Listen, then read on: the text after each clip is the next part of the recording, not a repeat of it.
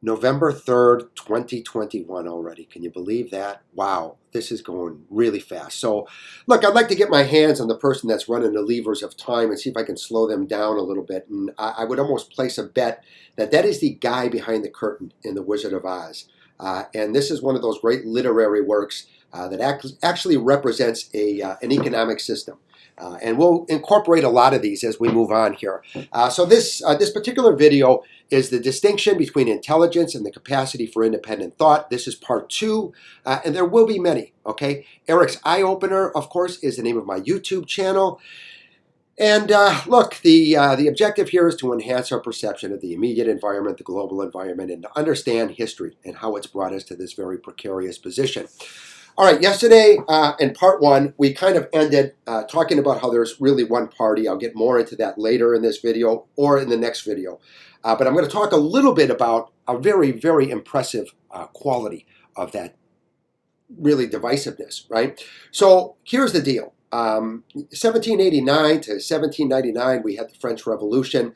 That really gave us this left-right paradigm, right? That's where it actually originated. And so, you know, they've done a great job at manufacturing really ideals here, right? And talking about these beliefs like gun control and abortion and things that just have people so angry at each other. It's so divisive. But at the same time, this is the fascinating aspect. They have both parties supporting exactly the same thing. Think about how impressive that is. When it comes to war, right, an endless war, Wall Street, to continue these wealth transfers from the working class to Wall Street and the erosion of our civil liberties, both parties fully support this. Everything else is just a distraction. Everything else they throw us is just a distraction because we'll never catch up to the toll that those three things are taking on our society. So, all right, a great example of this, and I do try to find, well, actually they provide them too. Proposition 22 was passed about a month ago in California. All right, this was Uber and Lyft. They spent $205 million on really criminal mass hypnosis control, mind control. This was by ways of advertising and commercials, very emotional. Again, striking the emotional side of our psyche, going after it rather than the intellectual side, right?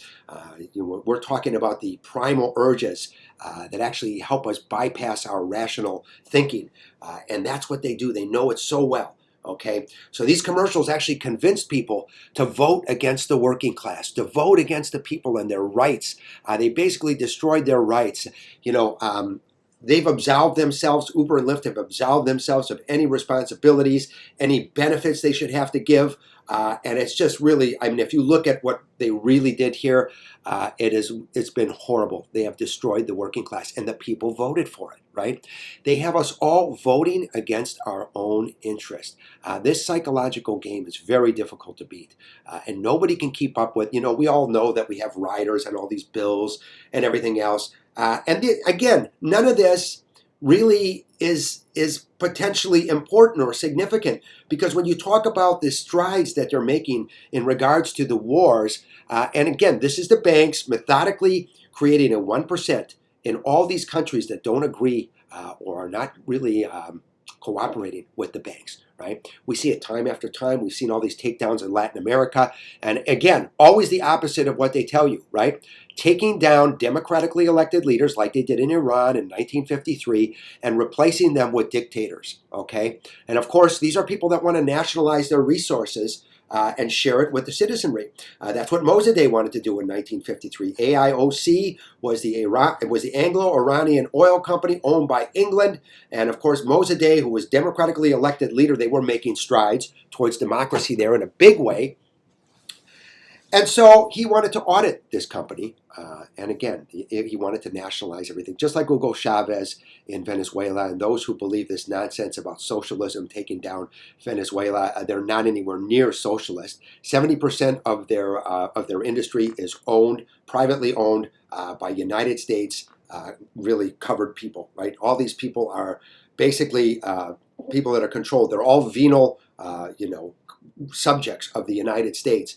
And so we're able to control them. We're able to impede their bank accounts. We're able to impede their transactions. We're able to confiscate their gold like the Bank of London did. We're able to stop food and medicine from getting into these countries, Iran and Venezuela and many others. But all over Latin America. I'll get into this in the other countries, Yugoslavia, in other videos. That's not the point of this video. The point of this video is now people are catching on a little bit. They know that there's endless wars. Okay, they know that we haven't had a raise in the minimum wage since 2009. Yet you have, again, I'm not Republican or Democrat, it's the same party, but you have one of the Republican mantras is that those jobs at McDonald's weren't meant to make a living at. They're for college students, right? A huge sector of our population actually depends on those jobs to make a living. And the fact is, we know they make $22 an hour in Denmark and other countries. They make well over $20 an hour at McDonald's. And so this is a scam. And again, people just repeat these things, these little mantras, and it becomes very, very effective. So people are catching on because there is endless war. The cost of living continues to rise. And so wages, even if they don't go down, they're never keeping up with inflation, right? And inflation is crazy. No matter what they tell us, we know that prices are going up, all right? So what else is going on? Well, no health care at all. Every developed country in the world besides the United States has health care, and we are the richest country in the world. And again, the cost of living with regard to energy. Look at energy. That's what I used to pay for rent, what we pay for energy in a month now, right? Look at the healthcare costs. Look at the rental costs, how steeply they've gone up in the last 20, 30 years, right? But wages have not. So this is the problem, guys. So we're really going to have to take a look at everything that's going on. As I say, it's the opposite of what we're told, right? As William Casey said, everything we believe is false. Especially with regard to foreign policy. So let's talk about that. 4 presidents in the United States have been awarded a Nobel Peace Prize. This is not just ridiculous. I mentioned Voltaire yesterday. This is both an absurdity and an atrocity that any president in the United States has been awarded a Nobel Peace Prize. So let's start with the first here. Very important. This is Teddy Roosevelt. Teddy Roosevelt was one of the most racist people we'll ever see. It's ridiculous. This guy was actually in support of all the indigenous massacres in this country, and he was outspoken about it, right? He said the only good Indian is a dead Indian. And that, of course, is politically incorrect, but that is exactly what he said. That is his quote, right? So, look, we know that the Philippines were colonized by Spain. The conquistadors, right? Spain actually colonized the Philippines in 1521, and it was horrific, very brutal, as always. What is inside of people is bewildering. How evil and barbaric they are to other people, and this is all part of racism, right? They look at all these people of color as lesser than white people. And this is quite disturbing, right? So that's what also we had to deal with Teddy Roosevelt. We had incredible atrocities, massive atrocities in the Philippines by Teddy Roosevelt. Yet he won a Nobel Peace Prize, right? And that's one of the reasons I'm sure Carter G. Woodson, of course, Carter G. Woodson was born on December 19th of 1875, died on April 3rd of 1950. Right? He was a sociologist, historian, journalist. He was the first African American to receive a doctorate, being the offspring of 2 former slaves, and the second African American to receive his doctorate from Harvard. The first was W.E.B. Du Bois. Okay, and so this guy knew. He studied he was the father of African American history, and it was his goal to go to the Philippines. He knew what they had been through. He wanted to share with them what African Americans had been through. And so he actually moved. Like, keep in mind, his parents worked as sharecroppers. His father couldn't even work by the trade that he was familiar with, which he was a carpenter, right? And so Carter G. Moved to West Virginia. And from age 17 to 20, he worked in the coal mines. He worked his butt off. And he had a dream to go to the Philippines and open up a school. And he did, from 1903 to 1907. He taught African American history in the Philippines. And look, I mean, this guy was so impressive. In 1922, he actually finally retired in Washington, D.C. And like I said, on April 3rd of 1950, he died and he left us. And we know that W.E.B. Du Bois was also very impressive, but he had a much easier childhood, right? He grew up in a rural part of Massachusetts, a rural town that was well integrated. His father was white and French. But still, well accomplished. One of his last speaking engagements were here in Wisconsin, where I live at the University of Madison, where he talked about the absolute lack of democracy in the United States. And there is none. We have to know that. As Noam Chomsky says, the two, democracy and capitalism, are incompatible, absolutely incompatible. So, all right.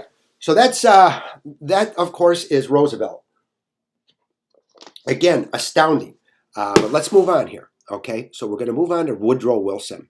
Woodrow Wilson signed the Federal Reserve Act on December 23rd of 1913, and he sold out not just the people of the United States, but the people of the world. Okay, as I've talked about, a small group of people has always monopolized the wealth and controlled the masses by means of applied psychology.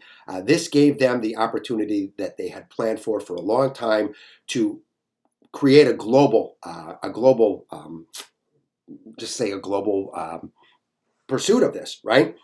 And so, all right, look, what helped them the most was the petrodollar. And so in 1971, under Nixon and Henry Kissinger, they worked out the petrodollar with Saudi Arabia.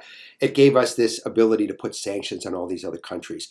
You can watch Madeleine Albright, who was Secretary of State under Clinton, on 60 Minutes, as she was asked by the interviewer if it was worth it to starve 500,000 children to death in Iraq, to which she replied, yes, it was worth it, right? And of course, we have Iran surrounded, right? We have, of course, Iraq, we have Azerbaijan and to the north, Iraq to the west, and 4 bases in Azerbaijan, of course, Baku, their oil-rich capital. And then on the east side, we have, it's just crazy, Turkmenistan, Afghanistan, and Pakistan. And to the south, we have the waterways, right? We have the Strait of Hormuz connecting the Persian Gulf and the Gulf of Oman. That is a complete surrounding of the nation of Iran, right?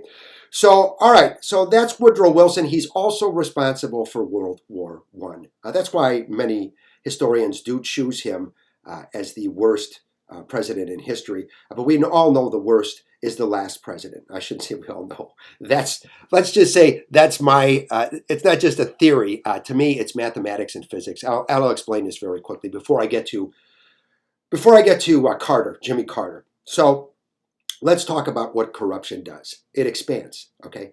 It doesn't contract. It doesn't mitigate. It doesn't diminish, okay? We have a larger population. The population continues to grow. As a result, the amount of wealth that's generated continues to grow. And of course, in turn, now we have the opportunity for wealth transfers by the central banks continue to expand, okay? I think that makes sense. Logistically, everyone should understand it. Gerald Ford only had a 2.5-year term, but he was a terrible president. And so they all were. So let's just say proportionately, right? We know that FDR had 4 terms, didn't finish his 4th term. Of course, that changed with the 22nd Amendment. So, all right, we're going to move on to Jimmy Carter. And this is a really crazy thing. Jimmy Carter, and you know what? I mean, before I finish up here, I was talking about Carter G. Woodson. It's amazing the contributions that were made by African Americans in this country, but they had to work so hard for it, right? I mean, Frederick Douglass said, power concedes nothing without a demand. He also said, without struggle, there can be no progress. Booker T. Washington said, if you want to lift yourself up, lift someone else up, okay? We know, of course, that Fred Hampton was killed on December 4th of 1969. We know how horrific it was. We know those agents that went in there didn't give him a chance. We know that Malcolm, it's still controversial how, Malcolm was actually killed, but that was 1965 on February 21st. And on April 4th of 1968, we said goodbye to MLK, right? And what did MLK that talked, so much about justice? He said that the moral arc of the universe is long, but in the end bends toward justice, okay? That's a beautiful statement. Really powerful. Yeah, I mean, when you just look at, you look at everybody's been looking for justice. Every culture is, right? In Christianity, you have the hour of judgment, the day of judgment. And, again, I'm not condemning anyone's soul to eternal perdition. That's not my job. But these people are carrying out terrible crimes, and the banks designed them. Of course, in Egypt, we had Anubis. Anubis was the god of the afterlife and mummification. Excuse me, little heartburn here today. But yes, and Ma'at was the goddess of justice and harmony, right? And truth. Truth, justice, and harmony was actually Ma'at, and Ma'at weighed the feather against the human heart, and if the heart was heavier than the feather, that heart would be immediately devoured by Amut, the demoness, and so this was very powerful too. This was another, we'll call it a cultural pursuit of justice, right? Every culture would like to see justice. So Jimmy Carter was, this is again amazing that he was actually framed the president of peace by the Democrats. Okay, I hate to say left because I don't think there was any left in this country, not much anyway. But anyway, Jimmy Carter was responsible for, and this will be much of a surprise to everybody, the Iran-Contra scandal. Okay, obviously we know that that was Ronald Reagan, but who initiated it? Jimmy Carter. He was arming Nicaraguan rebels before, of course, Reagan even took office. Okay, and so what else did Jimmy Carter do? Well, he was responsible for fueling genocide in East Timor, which was one of the outer islands of Indonesia. The outer islands of Indonesia are very resource rich. Okay, the World Bank has been exploiting these places all over the world, and so that's what they were doing there. And that really started with Eisenhower, but it continues. It continued with Ford as well, and so. Carter was also responsible for fueling all this violence in Zaire. And we know what's going on in Zaire. We have, well, now it's the Democratic Republic of the Congo, but we have all these children working slave labor there, mining coltan, which is a device it's really a mineral that is used in all of our cell phones, in our computers, and cobalt. They actually mine. But of course, coltan actually is divisible. It turns into two elements, which is tantalum and niobium. And so, this is going on all over the world. They're even exploiting Papua New Guinea now and poisoning people with the byproducts of all their extractions of natural resources. Okay, so that's what Jimmy Carter did. Well, Jimmy Carter was responsible again for this genocide in Zaire and also in Angola, also with all the violence and everything that he started in Afghanistan. So this is a misnomer, a canard, a misunderstanding. Well, basically, it's mind control. That people think if somebody didn't initiate a war, that they're not responsible for fueling wars around the world. So that was Jimmy Carter, very, very powerful. And so we're going to move on here now to Barack Obama. Very sad, really powerful guy in the fact that he's such a good liar. This guy, when the banks saw him coming, a constitutional lawyer, perfect to destroy the Constitution of the United States, no doubt about it. I mean, this guy could speak so eloquently. I mean, I admire his speaking ability. It's transcending. And it's just not his speaking, but it's the way he actually, as Chris Hedges says, he gives us that feel-good talk, like Clinton did, right? Like, I feel your pain. And so, the emotion, just like they used in those commercials for Proposition 22. Look, Noam Chomsky was once asked in an interview if he thought that Barack Obama was the worst president in U.S. history. And he said, well, for starters, he's certainly the worst president in U.S. history with regard to civil liberties, which is pretty much everything. Okay. Where do you go from there? That's what our Constitution's all about, right? It's predicated on freedom. Most people look at me like a deer in the headlights when I ask them what's the most important aspect of our Constitution. And of course, we have the First Amendment. And the first five freedoms of the First Amendment are the freedom of speech, freedom of religion, freedom of the press, freedom to assemble peacefully, which we've lost for the most part now, and freedom to petition the government. Remember the movie in 1976, Network? That's really the only venue we have to make change. You're not going to make change by voting. You're not going to change the war, Wall Street, and civil liberties that they're dissolving around you. And so, again, this is all a magician's trick, right? All these little things that any president gives you is not going to add up to anything. We're losing this battle very quickly. We're on a runaway train, okay? So, all right, let's talk about why. Of course, Chomsky was also asked by another interviewer if he was worse than Bush. He said he was definitely far worse than Bush. And so, okay, and you can look that up. I mean, there's you could just look up, Noam Chomsky, of course, Obama worse than Bush. But, again, we have to do our own homework. All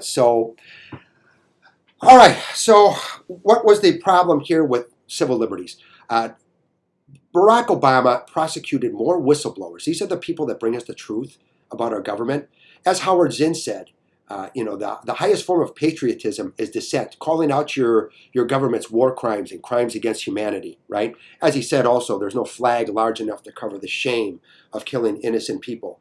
So yes, these people have been bringing us the truth, and Barack Obama, charged more of them under the Espionage Act than all presidents in history combined, right? It's worse than every president in history combined. Sorry. And this is a result of the Espionage Act, of course, that was designed to perniciously destroy our First Amendment back in 1917. By the way, the Sedition Act was passed in 1918, right?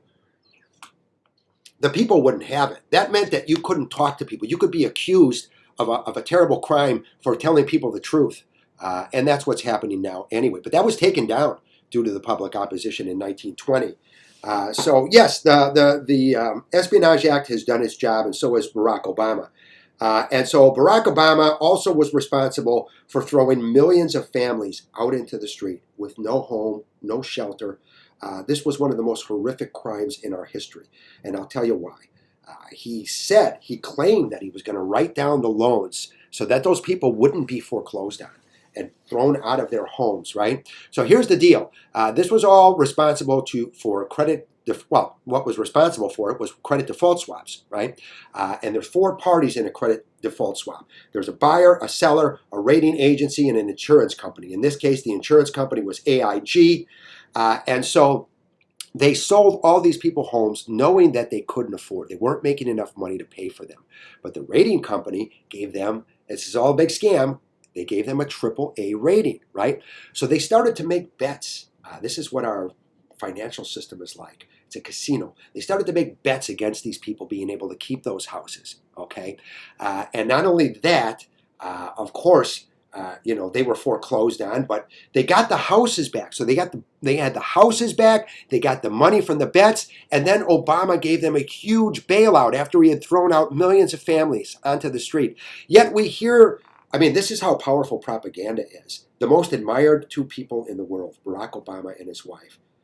I'm sorry, guys. This is really maybe shocking to some people, but these are the truth, right? These are truths that you have to face. Of course, he also campaigned, and all these presidents are just lying when they campaign. And Chomsky talked about this in his younger days, how they don't believe in anything they campaign on. They have the equivalent of a publicist and a promoter that tells them what to do. But he said that he would stop the torture at Guantanamo and shut it down.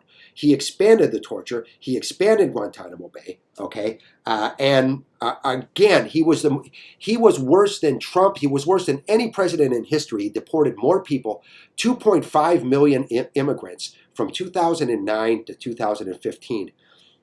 Many of them were sent back to Honduras, where he led a coup with Hillary Clinton against Manuel Zelaya in 2009. Wow, that heart burns bad.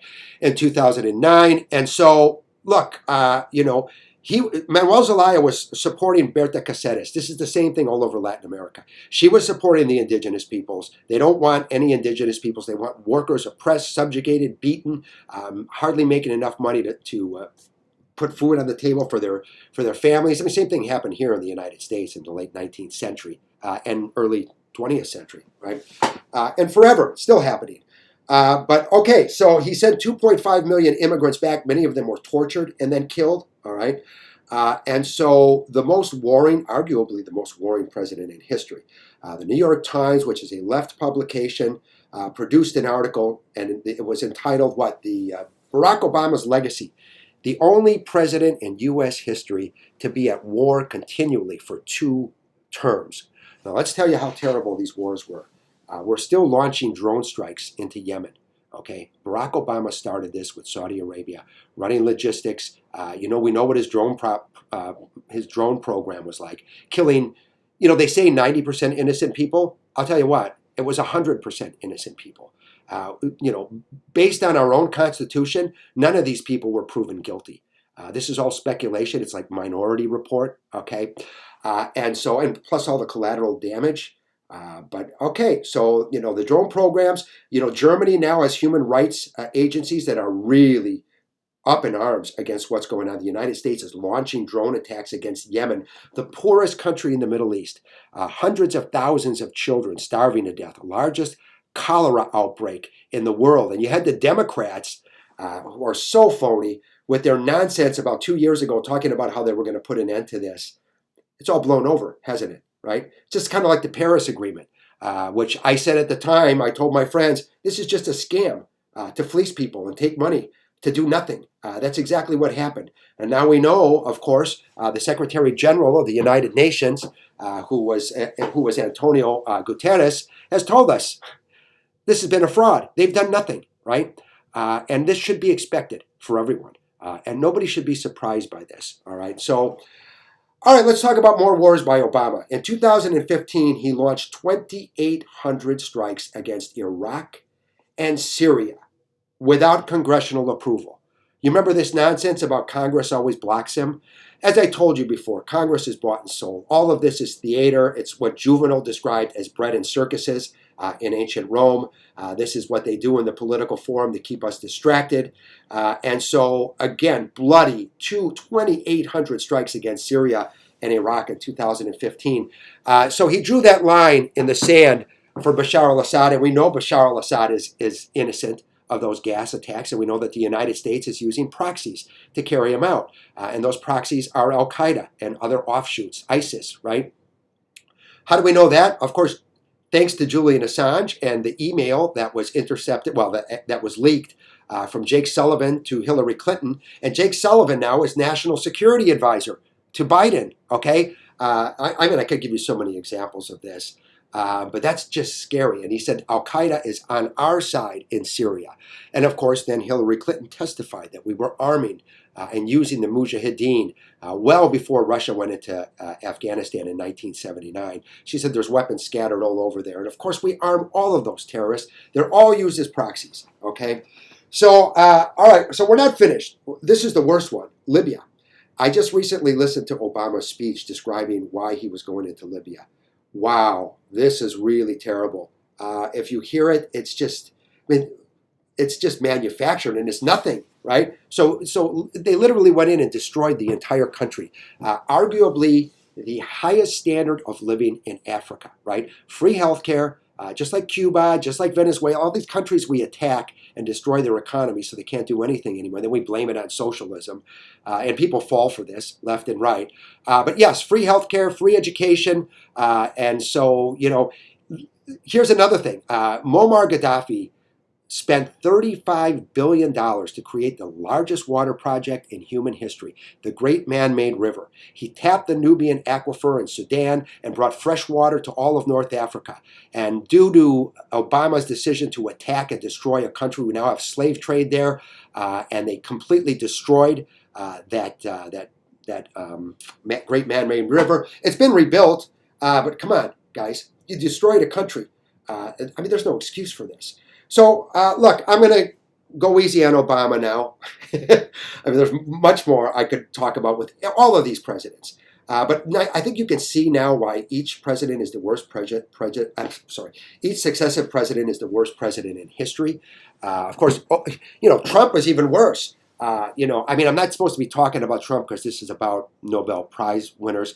But, Obama dropped 26,171 bombs in 2016. Trump dropped well over 20,000 halfway through through 2017, right? Halfway through. So, he's doubling what Obama dropped. And he's expanded the drone programs. And everybody says, well, he's not a warring guy. This is all This is all theater, guys. They're not talking about what's going on behind the scenes. All the wars are expanding, right? And so, before I go, let me give you one thing, and that is an interview, a live interview that was held with Nelson Mandela, and that was at Aaron Davis Hall in 1990 with Ted Koppel. There was a live audience. One of the audience members put this question to Nelson Mandela. He said, "We'd like to help you in your quest to stop apartheid in South Africa, but how can we support someone who supports people like Muammar Gaddafi and Yasser Arafat and Fidel Castro?" And to which this brilliant man cleverly replied, look, the United States and the United States media expects that their enemies should be our enemies. Audience goes crazy, right? Clapping for Mandela. He says, the United States supports us in rhetoric only. These people have supported us in humanitarian aid. And so these people aren't as bad as what you're told. They're not. And their hands are forced, like Putin's was, of course. And we know that Obama's responsible for what happened in Georgia, for what happened in Ukraine. And, of course, there's a phone call that was leaked. But look, I'm starting to lose my voice. I've been talking a lot today. I think I've gotten a lot across here. And, of course, we know the United States under Reagan supported apartheid and the murder of more than 1.5 million people in surrounding countries to South Africa. And so, look, who are the good guys here, right? And we have a lot to talk about. This is part 2 of the distinction between intelligence and the capacity for independent thought.